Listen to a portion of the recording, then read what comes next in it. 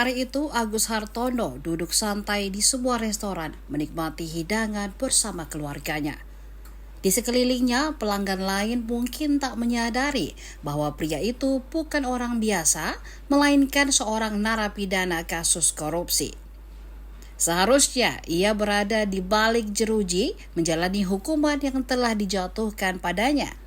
Nyatanya hari itu ia masih bisa mencicipi kebebasan seolah hukuman hanya sebatas tulisan di lembaran putusan pengadilan. Namun langkahnya tak selamanya mulus. Agus kini harus menerima kenyataan pahit. Ia dipindahkan ke lapas Super Maximum Security Nusa Kambangan, tempat di mana kebebasan hanya menjadi kenangan semata. Kalapas Kedung Pane Semarang Mardi Santoso membenarkan bahwa Agus keluar dari lapas tanpa izin. Pihak kejaksaan di Jawa Tengah pun bergerak cepat, memastikan pria itu tak bisa berkeliaran lebih lama. Pada akhirnya, Agus kembali ditangkap. Diketahui sebelumnya, Agus Hartono merupakan seorang pengusaha.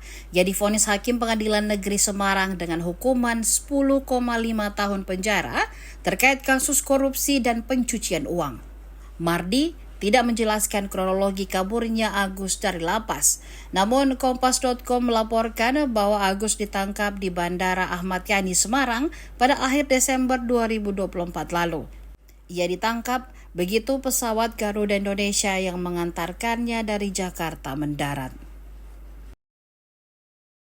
Download Tribun X sekarang, menghadirkan lokal menjadi Indonesia.